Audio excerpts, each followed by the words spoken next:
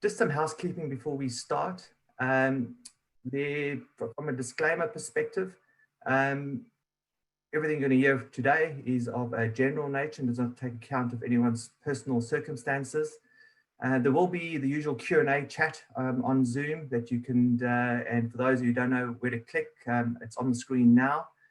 In addition to that, we are also, there are CPD points for this, and there will be information provided to you following the forum. So just by way of introduction, when I looked at the advisors and practice principals who registered for today, I could see that you were all at different stages of your journey partnering with Morningstar. Some long-standing and some newly formed relationships have only recently started to partner with us. However, while at different stages, the foundation of our partnership with you is about the application of our joint belief in following the same evidence-based investment principles in your practice and being like-minded in applying a contrarian valuation investment approach for the clients you serve. As a result, we thought it was important to start the year's webinar series with a key foundational pillar of investment solutions. In addition, we had a number of requests from advisors for a deeper dive into the excellent investment insights raised by Global Chief Investment Officer Daniel Needham, following a presentation delivered at the end of 2020. In this presentation, we discussed the evidence at hand, which suggested that there's never been a better time or opportunity to implement a contrarian valuation investment approach across the client segments in your advice business. With a number of the positions Daniel discussing paying off for your clients, we also thought it was important to provide a further update to you. This is an important message for the clients that you serve, and also further endorsement for those of you that have already made the decision, and for those of you who are now embarking on transitioning to a valuation investment approach in your business. So with this in mind, I'd like to introduce you to Jodie Fitzgerald. Jodie is Head of Institutional Portfolio Management and a member of the leadership team in the business in APAC. Like me, Jodie has a long history with our firm, having worked with Daniel Needham and Chris Galloway in the early 2000s. Jodie leads the investment specialists in the Morningstar team that support the delivery of the investment solution pillar and service offering to advice businesses. In particular, those advice practices partnering with us that are ready or in the midst of transitioning the business to implementing a goals-based investment approach that aligns with their goals-based advice philosophy. Welcome, Jodie. I think with that introduction, as advisors listening and Morningstar together following a contrarian valuation investment approach as joint fiduciaries, an important starting point is probably to discuss the evidence around the implementation of this approach that we implement on behalf of advisors. In addition, over the last couple of months, the clients of advisors who follow this approach will have experienced strong performance. However, that has not always been the case, has it, over the last sort of year or so? Hi, James. Thank you. Look, no, it hasn't. And, as you mentioned in your introduction, we've got a wide variety of people joining us today, from current clients to new clients to advisors who are thinking about using our capability. So performance is actually a really great place for us to start, because it's important to understand how our investment process tends to play out over the short term, the medium term, and the long term. So the chart that I have on the screen at the moment is the performance history of our growth real return fund relative to its CPI plus 3.5% objective. Now, this is our flagship capability within our suite of products. Over the long term, we can see that we've delivered on our investment objectives to our clients, but it certainly has not been a straight line at all. We're a high conviction contrarian manager. What that means is that our performance profile can be a little lumpy in nature over shorter timeframes. So the last 3 months, if you have a look at the far right-hand side of the chart, what you'll see is that we've actually experienced some really strong positive performance, as some of the high conviction positions that we established through the COVID sell-off have started to pay off. And I'm going to talk through some of those positions today and the fact that we still think there's significant upside. But as you can see from our 1-year number there in the chart, that over that time frame, we're still lagging relative to our objectives. So the reason why I wanted to show you this longer history was really to give you an understanding and an appreciation of we've managed through these lumpy performance periods before. And if you look back to 2010 is probably a period where we can draw parallels, where we lagged performance on a shorter term basis relative to our objectives before really consolidating those returns.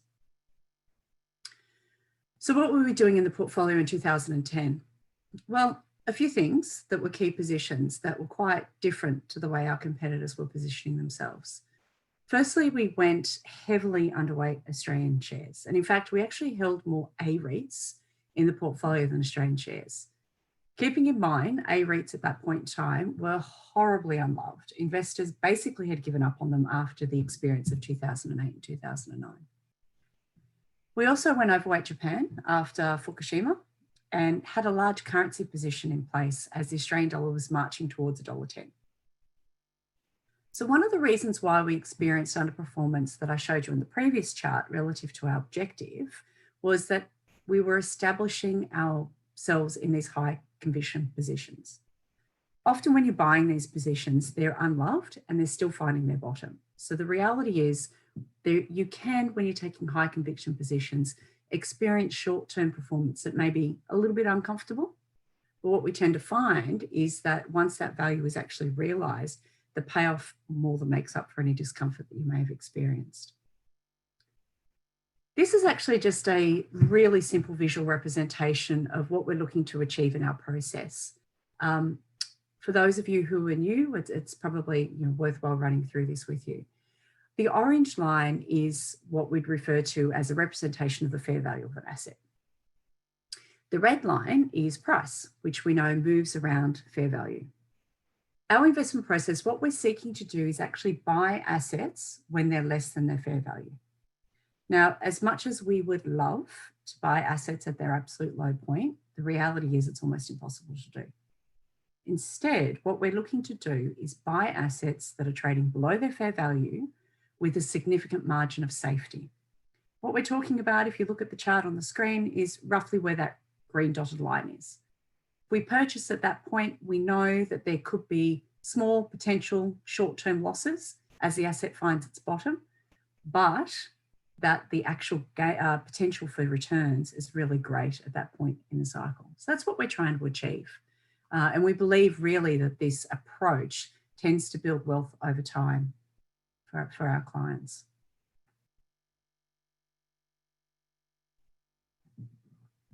So what we've actually seen, I wanted to sort of delve into some of the opportunities that we're seeing at the moment. And really what we know is that the market sell-off associated with COVID has provided what we see as an amazing, almost once in a decade opportunity for our clients. So the sell-off has actually been short in terms of its time frame. And on the surface, if you look at it, it looks like it's completely recovered. You'll hear market commentators talking about the fact that markets are back at all-time highs, etc. But you need to unpack that. You need to look below the headline number. And the COVID crisis, what it actually caused was a huge amount of dispersion within asset classes. So between sectors, between countries. But one of the greatest dislocations that we're actually seeing is between value and growth. The chart that I have on the screen here at the moment shows you the relative performance of value, which is the blue line, and growth, which is the orange line, relative to the MSCI. So as you can see, value and growth both tend to have a cycle. There are different points in time when one is outperforming the other. If you look at the right-hand side of the chart, what you'll note is that level of dispersion between value and growth is the biggest it has ever been since this index was being tracked. What we know is that value tends to perform poorly around times when the market is concerned about economic growth. So if you think back to 2018, where you can see the blue line is really starting to turn down, the markets at that point in time were actually anticipating a recession. And we saw growth start to outperform. Now, the extent of the diversion between value and growth has taken a huge leg up since the start of the COVID sell-off. During this time, what happened was that the market basically started to price in winners and losers. So winners was any sort of business that could actually benefit from people working from home, shopping from home, whereas the losers was anything that was cyclically tied to the economy. So things that actually required decent economic growth to do well. So cyclical positions like energy and financials. What we know when we look back over history, and it's why I've shown you an extremely long version of this chart, is that value will do well when the market starts to anticipate an economic recovery. And you can see that with the arrows on the chart. There are various points in time where the market started to anticipate economic recoveries, as you can see, value then starts to outperform growth. We, at the moment, are in one of the deepest and potentially shortest economic contractions that we've seen. Fundamentally, though, if you cast your mind back to 2018, where this dislocation really started to occur, fundamentally, we're in a very different position. So back in 2018, the market was anticipating a recession. We're now in a recession, and the market's actually anticipating a recovery. Granted, with some volatility around it, and the recovery is predominantly based on the rollout of a vaccine associated with COVID. But realistically, at this point in time, what we see is a coiled spring when it comes to value. There has never been a better opportunity to actually invest in value. We would actually say at this point in the cycle, if you are thinking about using us, now is probably the best opportunity in terms of pricing to be able to get into the portfolios. And if you've been with us for a while, now is certainly the time to make sure that you're holding on to that investment and getting that upside as it starts to come through. So what I wanted to do is consolidate those numbers though, because that chart was quite busy, and just having a look at, well, what does value really do when you come out of a period of economic slowness? This uses the data from Ken French's data library, which is publicly available. Now, there's a lot of strong academic evidence that suggests that value does tend over long time frames outperform growth. And that first number there of 4.05 is the average 1 year excess return of value relative to growth since 1960. The next bar, though, shows you what that average performance is the year after a recession. And as you can see, the outperformance is significantly greater than what it normally is at 9.97. So that's on average. And if you cast your mind back to this chart, we are seeing the biggest dislocation we've ever seen. So right now, we actually think that value has never been more attractive. And in fact, it's probably even more attractive than it was back in 99, 2000. And look, our conviction has actually never been higher. So the market has started to shy away from anything that's cyclical. So energy, financials, anything that's tied to economic growth. What this chart here shows you is that we can take the equity positions of our portfolio and break down the factor exposure. So how exposed are we to value, to growth, to size, etc. What I show you on the screen here is our exposure to value. At the moment, our exposure to value as a factor has never been greater in the entire history of the portfolio. That's the conviction that we actually have. With the COVID sell-off, we were actually given an opportunity to buy assets at prices we just haven't seen for 10 or even 20 years. So that conviction, as you'll see, is actually ramped up as that dislocation started to get bigger and bigger through that COVID sell-off. At the end of the day, we see this really as a once-in-a-decade opportunity. Jody, I'm so glad you covered that, because I know one of the questions that has come through from advisors, and it's something I know my team get a lot of, is they ask the question, is value investing dead? And I think you've answered that one pretty well. It's actually incredible, that chart you showed earlier. The one thing when I saw that slide and you mentioned a once-in-a-decade opportunity, I suppose in a true Morningstar way, you've been pretty prudent, but looking at the evidence, looks like a multi-decade opportunity. But the one thing that really reminded me as you were speaking was, it reminded me of the famous quote of Warren Buffett, and it's one that I know we as a firm hold close to our heart. Investing is simple, it's just not easy. Hearing you speak and show evidence truly does make it seem so simple. However, as we all know, staying true to a contrarian valuation investment approach means being different, and at times being a little lonely. So as a result, it's not that easy, which is why we provide all the support and tools to advisors to serve their clients. I suppose from a sort of question perspective, for the advisors partnering with us who follow this approach and their practices, put another way, where are we fishing at the moment and being different where others are not? Yeah, the reality, you're right, James, that when you remove the noise and you do the work and you do the research, you can see some really compelling opportunities in the market. But if you want to actually generate wealth, stand out from the crowd, you need to fish where the fishermen are. Because those crowded trades in general will either end in tears because they're overvalued, or you just won't sort of earn decent returns worthy of the risk that you're actually taking on. So what I'm going to do is I'm going to walk through some of the key positions that we've got in the portfolio at the moment. Now, some of these positions you'll note from the performance chart that I showed earlier have really started to pay off. We've seen some fantastic performance coming through over the last couple of months, but we still think there's significant upside. One of our biggest and probably most compelling positions at the moment is actually energy. Now, the way we tend to think about this is sort of walk through and start with the process of, well, does it look like there's actually an opportunity here? So what I have here on the screen is the top chart shows you the excess return or the difference between the MSCI Energy Index and the MSCI. What you'll see is even though we've had a uptick in performance recently, at its low point, as the coronavirus sell-off was occurring, the spread between energy sector and the MSCI is the greatest it has ever been.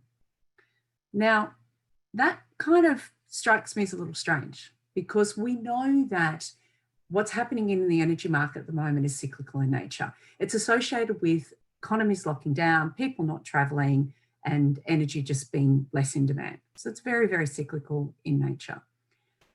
What's perplexing about that is that if you look at where the differential between energy and MSCI was back when there were structural issues in the industry, it's actually lower.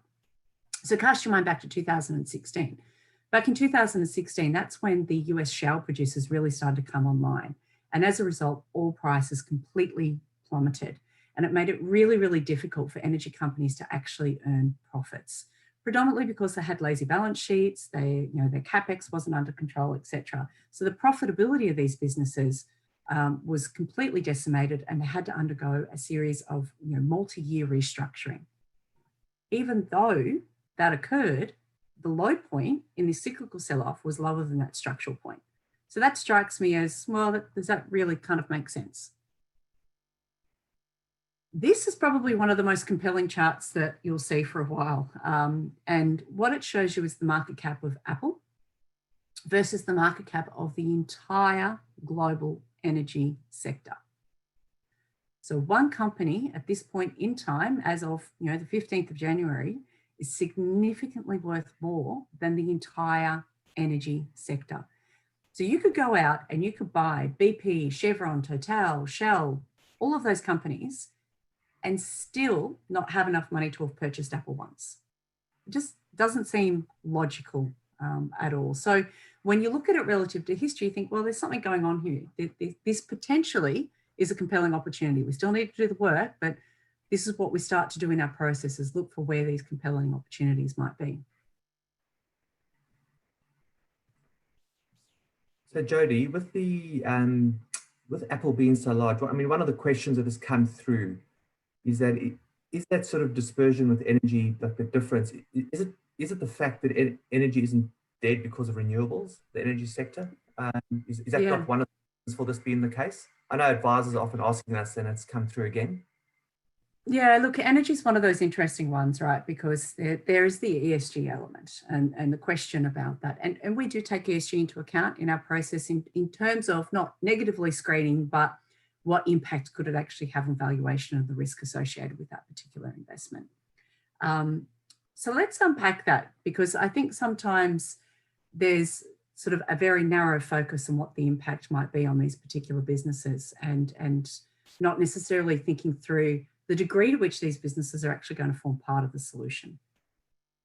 So before we get into the demand component, which is really the ESG question, when you're investing in any commodity company, what's really important to understand is the supply demand elements effectively. So let's start with the supply before we go into the demand. What I have here on screen is basically the inventories within the energy sector. Prior to COVID, what you'll see there is those blue lines are actually going down. So we're drawing down on our inventory of oil effectively. Now, not surprising in 2020 that we've got a surplus, and that makes sense, right? Because people stopped traveling, planes weren't being flown, etc. The reality is, though, once people start going back to traveling and partaking in life as normal, that glut will very quickly become a shortage. Because over the last few years, what we've seen is a cut in capex by the major energy companies. We've seen oil rigs being shut down, etc. And the supply factors are very, very slow moving.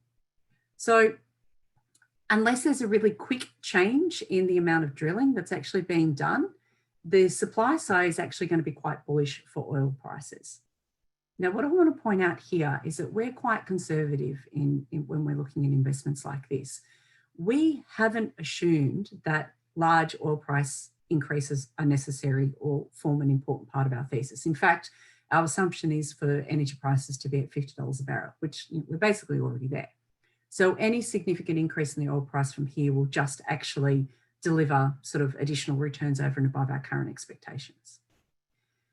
So you can see that there's going to be a supply issue, but the market's not focused on it because they are focused on the move to renewables and what that could potentially mean. Now, there's a few things to think about here. Firstly, completely agree. The world will be moving to more renewable sources of energy. We have to. It's critically important. But the question is timeframe. How quickly can we actually do that? Can we turn the lights off tomorrow and rely on renewables? The answer is no. So there's going to be a transition process. And the chart that I have here on the screen is evidence that was put together from an OECD perspective. And what you'll actually see is that the real demand for energy over the coming years will actually come from population growth in general. So yes, we as humans are going to use a lot less energy on a go-forward basis, but there's simply going to be more human beings on the planet. Secondly, there's also the developing nations. They're actually going to be a significant user of energy. Even the move to renewables, what tends to happen when you look at the data and the evidence, what loses out in that is actually coal also. But the thing that I'd really sort of point out here is that what's important is in this sort of move to a more renewable sort of phase of the market is the energy companies themselves will need to participate in it. They know that they actually have to be able to move to a low carbon world. And in fact, most of the European energy companies, and we'll go through some European energy examples in a moment, those companies are currently devoting around 50% of their capex to low carbon projects and activities. So theoretically, the move to a low carbon environment should already be taken into consideration in the valuation of these stocks. At the same time, you've actually got a lot of the global players have committed to zero emissions by 2050. So that's a long way out. And as I said earlier, this move to renewables is not going to happen overnight. It will be a slow process, but the energy companies themselves are more than likely going to form a part of the actual solution. So the other element that's important to understand here is that they need to be able to make money in a low oil price environment. And when shale oil came online, that completely made these businesses strip cost out, become more effective with their balance sheets, etc.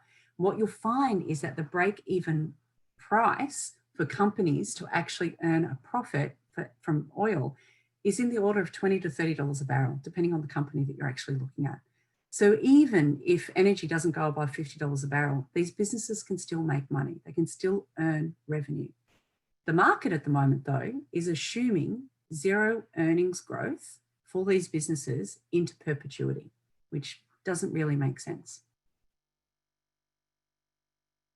James, what I might do is, after sort of going through the supply and demand, and if we keep building on this story, so you'll see that what we do is we look at, well, relative to history, does it look like there's an opportunity here? Yes. Fundamentally, are these businesses in a position where they can continue to generate cash flow and earn revenue? Yes, we can see the supply and the demand factors in there. So then the question becomes, well, it's cheap, but what should it really be worth? And what I wanted to run through was some of the assumptions that we use, because I think it's really important, particularly with a cyclical position like energy, for you to understand how conservative we're actually being in our forecasts. So for those of you that have invested with us for a while or are getting to know us, you'll know that we believe that the value of any asset fundamentally is the cash flows that that asset can generate and the growth of those cash flows. So let's have a look at the assumptions that we're using. And I'm using European energy as a specific example here. So starting with the cash flow assumption. So the cash flow that a listed equity business generates is and gives back to its investors is really through dividends and through buybacks. Buybacks is an increasing way that companies actually give cash flow back to their investors. So currently, the total yield on European energy as a sector is 6.8. Our assumption is 4.4%. So our assumption is that it comes down. We're also assuming that it is below the long run average. Why? Well, we're building in a margin of safety for a few elements. One, we know that a lot of these energy companies had to suspend or cut dividends with the COVID crisis. We've made an assumption that, well, what if they have to continue to cut their dividends to protect their balance sheet if this COVID crisis continues for longer than anticipated? The other reality is that we've assumed that some of their earnings will need to be reinvested in the company, particularly in renewables.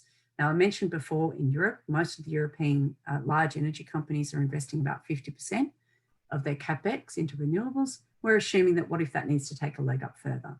So we've got a fairly conservative cash flow assumption there. So the next element is, well, what about the growth of those cash flows over time? Really, the ability of a company to grow its cash flows is fundamentally dependent on its earnings and the margins that it can earn. So I pulled out a couple of the assumptions here. One being the return on equity. And as you can see, the return on equity is really near historical lows. At the moment, it's like 1.3%. Now, that's predominantly because, the market started pricing in some really crazy things. So you cast your mind back to early in 2020, oil actually went negative. So a futures contract for oil was actually negative, which doesn't make a lot of sense at all. Our assumption for return on equity is we're assuming that it will go back to around 11, which is below the long run average, but equates roughly to what the return on equity profile is for these businesses over a 10-year period. Now, we think that's conservative because remember we spoke about shale oil back in 2016. And when shale oil came on, these businesses were not efficient. They had lazy balance sheets, terrible capex projects. So to assume that they can have the same level of earnings that they did during a period of structural issues in the industry, we think is quite conservative. The margin, again, we assume that those margins will actually revert back to closer to long run average, a bit below, roughly in line with where they are from a 10-year perspective. Now, again, the margins really is about what the swing factor here will be use, because I've mentioned before that most energy companies can now survive on a oil price of between $20 to $30 a barrel. So it's not about price going up, it's about actually people demanding and using more oil. So coming out of this cyclical glut that we're actually in. And as I mentioned before, we've assumed an oil price of $50 a barrel. So we're certainly not assuming anything sort of outrageous. So what does that actually mean for forward-looking returns? You'll often see in some of our presentations, we will refer to the valuation implied return. The chart that I have here on the left-hand side is the valuation implied return of European energy over the last few years. And as you can see, since 2018, really, this is becoming an opportunity as all of those cyclical positions, as the market started to anticipate sort of us going into a recession, started to sell off. You'll note that the valuation implied return has come down a bit, and that's predominantly because we've seen some phenomenal returns in this area over the last couple of months. Now, at this point in time, our expected valuation implied return for European energy is 8%. Now, that excludes inflation, so add inflation on top, excludes currency. So when we're talking Europe, like we're talking companies like BP, which means we get the pound, we think there's potential upside there in the currency as well. The other thing that it does is that we always assume that assets will mean revert over a 10-year period. The reality is an asset can revert at any point over that 10-year period. So what I've done in the table there below is I've given you an understanding of, well, what if the asset was to mean revert within a 1-year timeframe instead of 10 years? If that was the case, you can see that the return profile would be in the order of 62% just for the 1 year. Now that's at today's price. We've already had about a 50% realization of value in this stock, and we still see at least another 62%. That's based on our conservative assumptions that I've run you through. And as you can see, that return profile and how that changes depending on that mean reversion period.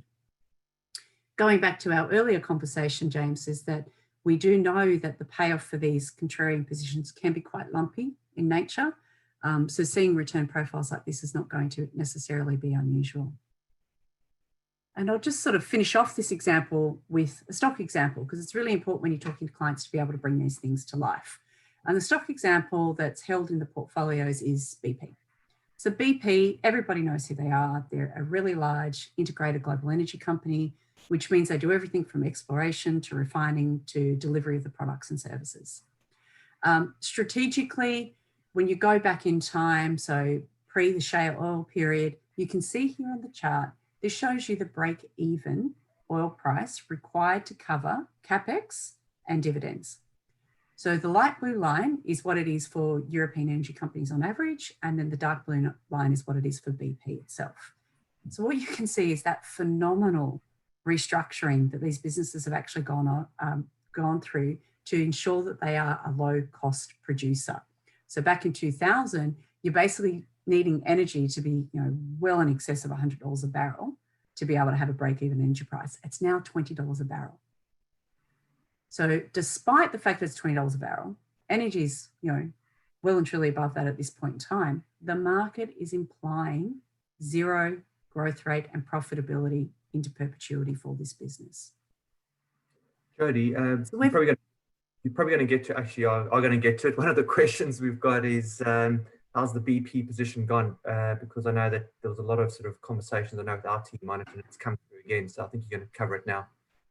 Yeah, absolutely. So what I wanted to do, so if you go back to this chart, you can see sort of the potential upside. Oh, sorry, where did it go?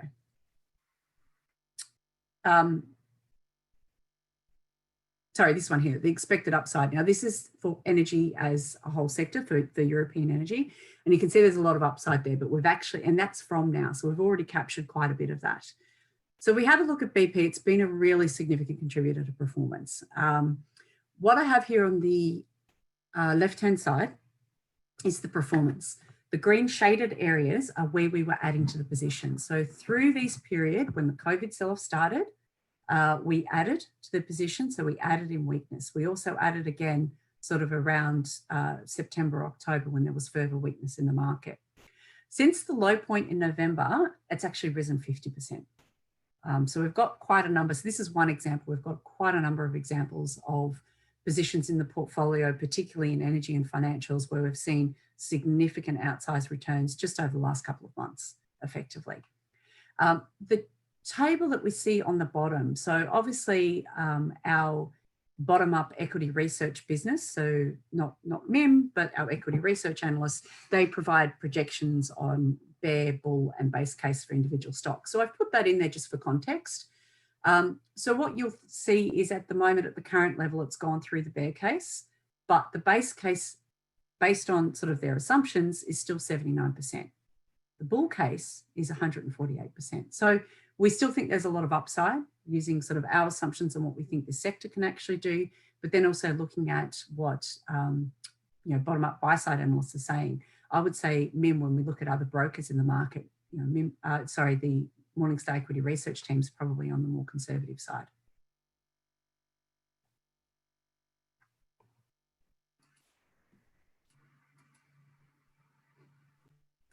Should I move through? I'll move through to another example. Sorry, James. I thought you were going to ask me a question. No, it's fine. I just wanted to say thank you for all the questions that are coming through. I'm actually sort of going to bundle them. There are a few that are very consistent. We'll bundle them together at the end and sort of hopefully go through them. So just to update everyone. Okay. All right. So let me quickly run through another example, and then we can get on to questions. So let's have a look at the UK. Now, the UK is a really interesting story. So what you'll see is, again, I'm showing you the spread of the performance of the UK market relative to the MSCI. It's certainly not at its absolute low point, but it's second lowest point in history. Now, when you compare it, the last time the UK equity market underperformed the MSCI by more was back in 72, 74, when there was a stock market crash in the UK. So what happened there was the market fell by 73%. We had a property bubble, there was a banking crisis, there was an oil price shock, the falling pound, and huge industrial unrest. So some pretty significant problems. But now, what we actually see is probably more cyclical problems rather than the structural problems that we had back then. It's at its second lowest point relative to history.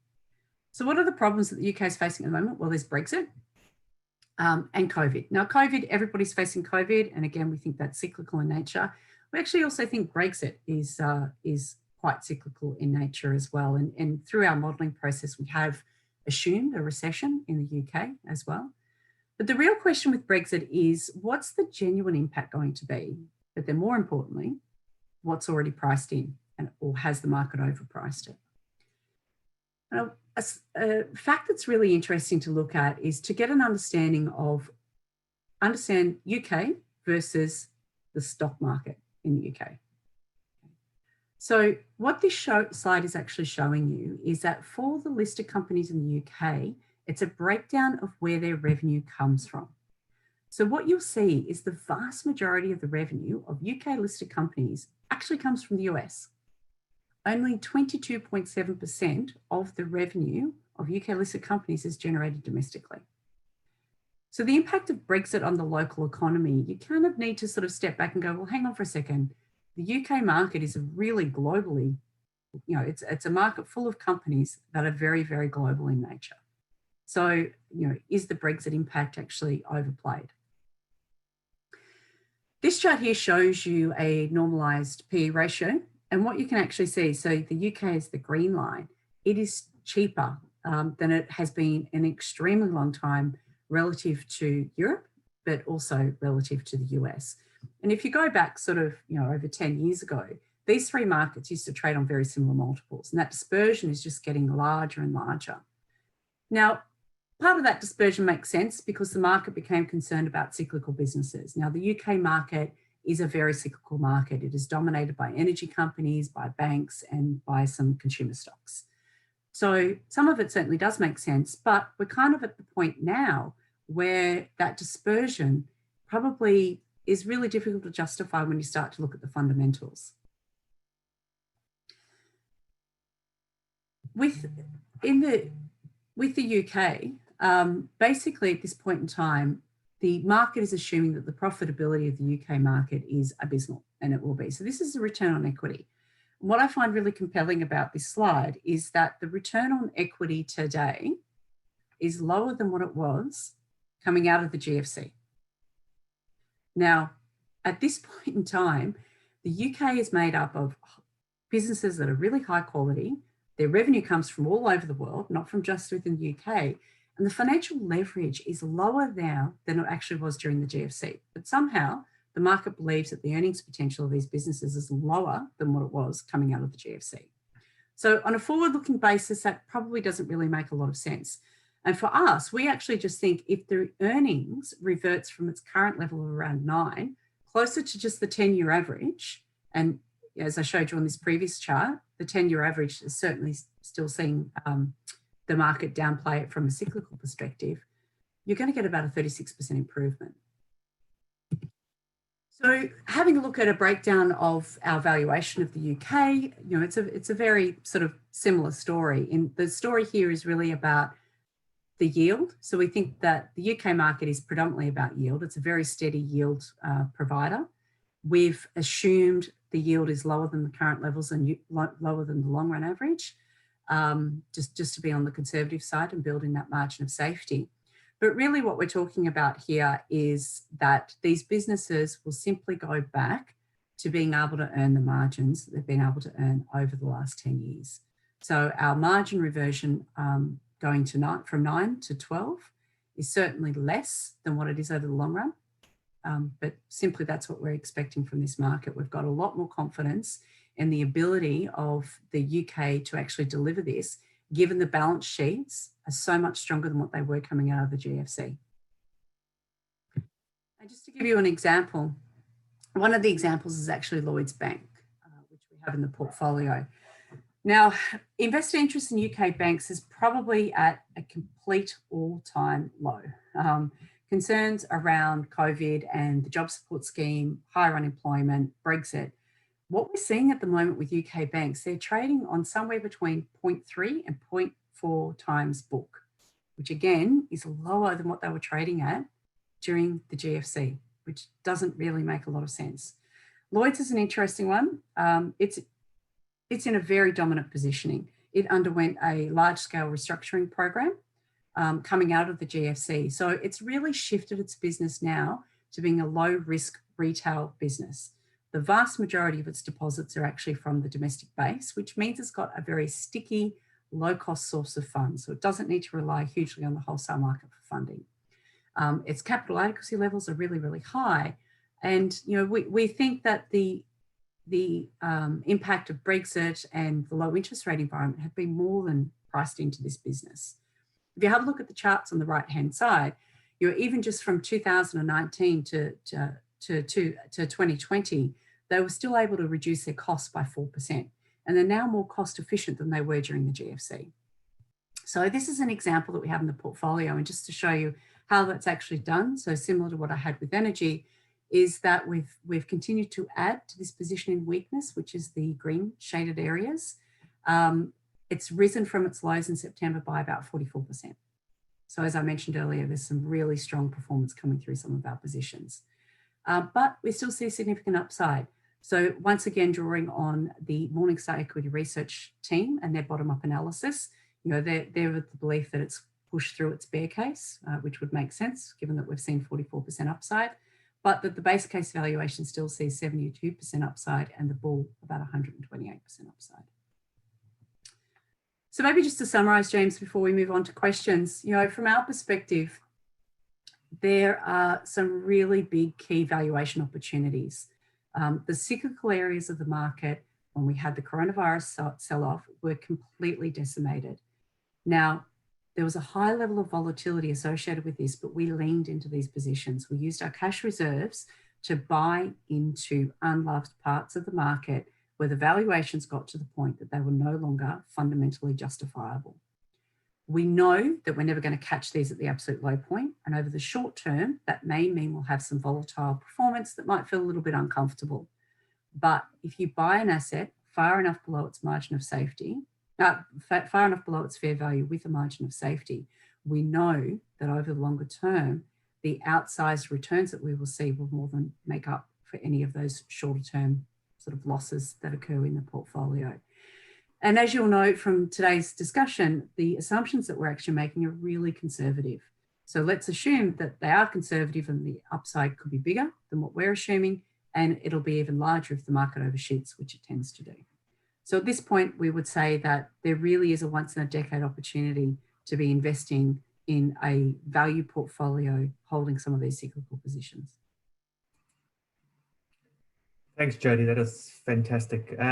Let's go through some of these questions and do my best to, got heaps here. So thank you once again. Whatever ones we are unable to cover, most certainly someone in my will be in touch and answer these for you. So as you can imagine, Jodie, there are a lot of questions about the Apple, the bar chart versus the energy side of things. Yep. And I'll give a sort of couple of comments here because I think we can probably answer it in one sort of in one sitting. So one of them was what is the correlation between Apple and energy? The other one was the revenue differential between Apple and energy. But I think I know that as you speak through our process and how you look at price and other things, that might have also helped sort of answer some of those questions, but I'll probably hand them over to you. Yeah. The correlation, given the performance differential of the two, you would expect is pretty low.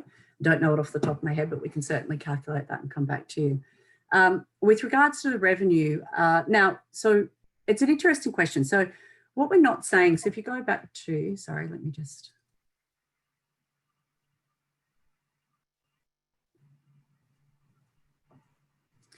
So if you look at this here, what we're talking about is the value of Apple. So the amount that the market is willing to pay for Apple versus the energy sector as a whole. So at this point in the cycle, definitely Apple's revenue is a lot higher than the energy sector. What we're looking for as investors though, and what is going to be rewarded by the market is who is going to have the biggest delta in their revenue, okay? So Apple, when we did another analysis, which we can certainly send through after this, which was what growth rate does Apple need to do every year to justify its current valuation. And basically it needs to grow at, BP by, the total value of BP by about 6.5 times effectively. Energy companies, on the other hand, you only need to see a small change in their earnings potential for the market to significantly reward it. So what we're looking for at this point in time is, we're not saying that Apple's going to do poorly, but we think that energy will do a lot better. And it's because that delta, or that change in earnings, that change in revenue, is what the market looks to reward effectively. And that change potential is so much larger for energy than it is for Apple, which at this point in time is doing really well from a revenue perspective. And to get a significant uplift in its revenue, you're talking about big, big, big numbers here. A great answer. I suppose linking there's one interesting question that's come up with, and I know you, as you spoke through the contrarian, it came through before you spoke through where we're fishing. But just the question was, there's a lot of talk about bubbles out there. Does this affect your portfolio positioning and approach? And I thought it might be good to sort of talk about a little bit more about the contrarian valuation approach and how we look at sort of the bubble aspect. Yeah, there's definitely a lot of talk about bubbles, and there's been a lot of well-known commentators in the market that are sort of giving their view on that we are in a bubble. And I think what was sort of super important to understand is that when you go back to the COVID sell-off, the market corrected really hard, really fast, but then it's bounced back at a headline level. It's really important to pick that apart, though. As I said, we are seeing a huge amount of dispersion within sectors, within countries. So, I guess what I would say there is that being invested in the index is probably not very sensible at this point in time, because any sort of reversion that you actually get in those overvalued companies, and some of them are very overvalued, you'll pretty much will wear. Whereas if you pick through it and look for the positions that fundamentally still have a lot of upside, we're talking about using the energy companies as the example again. Businesses that the market assumes will never grow their earnings forever going forward. Those are the sorts of things where we actually think that you can still earn value. The bubble conversation is really coming about, is driven by a lot of different elements. One being the dispersion that we're seeing between value and growth, and that growth effectively is in a bubble phase, particularly the tech companies. It's probably a bit different now to what it was back in 2000, because we're talking about companies that are actually earning revenue, right? Versus back in sort of the tech wreck when they weren't effectively. But from our perspective, we still think it makes sense to be invested, to have money in equities, but being very selective about where you're invested, which is why I started this by walking through how our performance may be over the short, medium to long term. We're willing to actually invest in those positions that others aren't. And as I mentioned before, we're never going to catch them at the very low point. So our shorter term performance, whether it's uncomfortable from an absolute return perspective or uncomfortable from a relative return perspective, because we're not investing in that bubbly end of the market, we know over the longer term that it does deliver for investors. Thanks, Jody. Just one question that's coming through, which is a really interesting one, and particularly topical at the moment. If the current vaccines turn out to be ineffective against new strains of the virus, will this impact the value story? There's a perler for the end. Yeah, no, look, absolutely. Because the positions that we have are cyclical. Okay, so if we end up going through another phase of lockdown and the vaccines don't work, then the economic recovery gets put on pause. And then, yes, that will have an impact, absolutely. So, for us, we actually think that the first half of this year is going to be quite volatile because of that exact fact. As the vaccines rolled out and there's a different understanding of how actually, the efficacy of it and how good it will actually be in terms of allowing economies to reopen up. So I think, if I was to give you one message, is that I think it's important for you to understand volatility is really going to be a key part of markets for the first 6 months. If the vaccine doesn't work, I think, it just means that this story gets extended for a little bit longer in terms of when that payoff profile starts to occur. And you'll see it. So a lot of the performance that we've earned over the last couple of months, it's been really outsized, has coincided with days of positive vaccine news and coincided with the market going, okay, right, vaccine's coming, economy's going to get on track. In the US, the election's over. Biden now is actually going to potentially be able to get some of his economic reform through. So anything that looks like the economy will kickstart is very, very positive for the cyclical stories. So the reverse is also going to be true. When it comes to the vaccine, though, I guess what's really interesting is that, you know, when the world's focused on it, you have unlimited resources thrown at developing a vaccine. Even if it doesn't work, these current rounds, you know, you have to believe that the world will keep charging forward to try to find a vaccine that works. So I can't imagine the world being in lockdown forever. But, you know, that's why it's important to get set in these positions now, because once the market starts to reprice them, it reprices them really quickly. They're really lumpy, and it's too late to get set after the event. Thanks, Jodie, and thanks again for your insights. It's fantastic as always.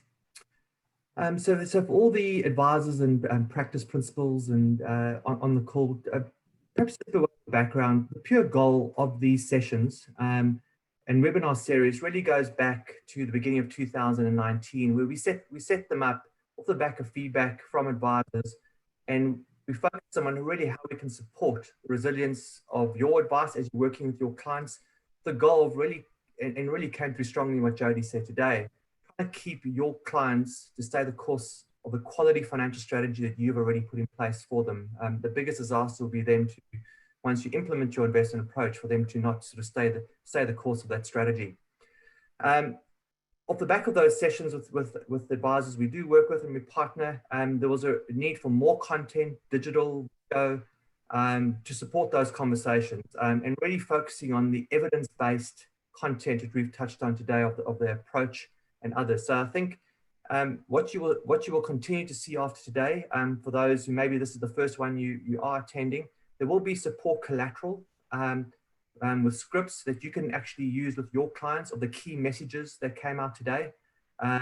This is obviously focused, this session was focused for you as an advice firm, to enable you to have everything you need to engage your clients, but you also need content collateral and video, digital content to support your conversation. So please look forward to getting that after the session. So what you've heard today, as Jodie has mentioned, is really that we focused on the evidence, and you all know this already, the evidence of a contrarian valuation approach working. You've seen the evidence of actually following that approach, well, that is really super important in an investment partner that you have. And then we've also focused on what experience your clients have had through this time. I think the other one we really wanted to focus on as we follow a valuation-driven asset allocation approach is to really focus on 3 areas in the stories that you can, and specific examples you can talk to your clients. Firstly, there was the energy sector and the valuation approach applied to that. Secondly, there was the BP stock story, so you can get a feel as to how we do follow that approach. And then lastly, the regional aspect of the UK. As I mentioned at the start, Jodie does lead a portfolio specialist that works with advice businesses. So you can look forward to seeing a lot more of Jodie this year. She works with Clint and the team that for a number of you know already. But however, I would encourage you, please do contact the team that serves advisors, our advisor solution team. They're really looking forward to engaging with you, particularly on this presentation, and how we can better support you in your practice to get your clients to achieve their goals.